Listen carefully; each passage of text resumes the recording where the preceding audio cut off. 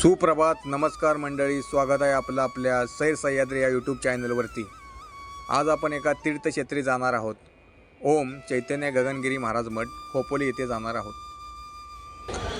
गगनगिरी महाराजांचं मूळ गाव सातारा जिल्ह्यातील पाटण तालुक्यातील मंदुरे हे एक छोटंसं खेडेगाव. महाराजांनी वयाच्या 8व्या वर्षी हिमालयाची वाट धरली. हिमालयात जाऊन चित्रकूट पर्वतावर चित्रानंद स्वामींच्या सानिध्यात महाराज बरेच वर्षे राहिले. ध्यान जप तप केले.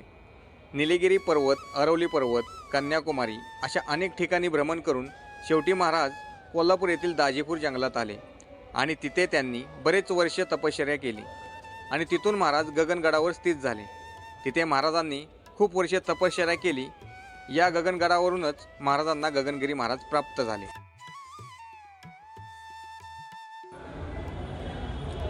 आपण पाहू शकता स्वच्छ आणि सुंदर मठ परिसर. या मठामध्ये स्वच्छता आणि नियम यांची विशेष काळजी घेतली जाते.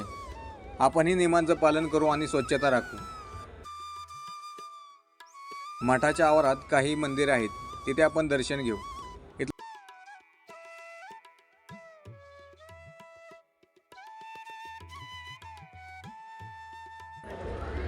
मठ प्रशासनाच्या सूचनेनुसार मोबाईलमध्ये फोटो अथवा व्हिडिओ काढण्यास सर्व भक्तांना मनाई आहे.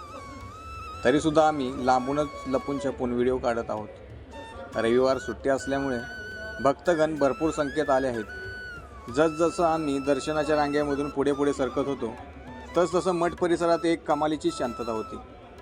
भक्तगण गगनगिरी महाराजांचा नाम जप करण्यात दंग आहेत.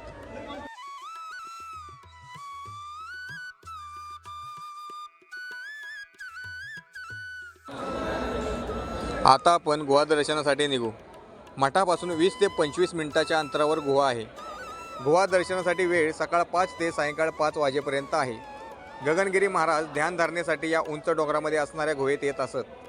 ध्यानस्थ अवस्थेत काही अडथळे येऊ नये अथवा पूर्णतः शांत वातावरण असावं यासाठी कदाचित महाराजांनी ही जागा निवडली असावी.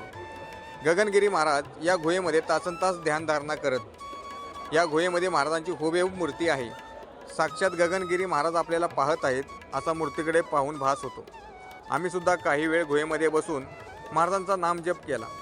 काही क्षण काय होईना नामजप रूपी महाराजांची सेवा केली. नमस्कार करून महाराजांचा आशीर्वाद घेतला.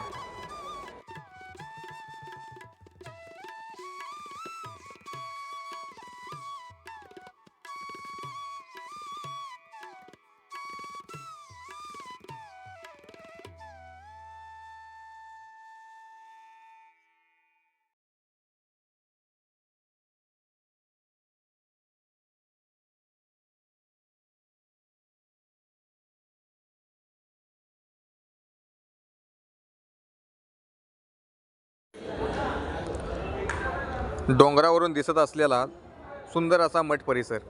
पावसाळ्यामध्ये इथला परिसर आणखीनच सुंदर अनुभवायला मिळतो. आता आपण महादेवांच्या मंदिरात दर्शनासाठी जाऊ. या मंदिराला प्रति केदारनाथ देखील म्हटलं जातं. माता पार्वती आणि महादेव यांचं दर्शन घेऊ.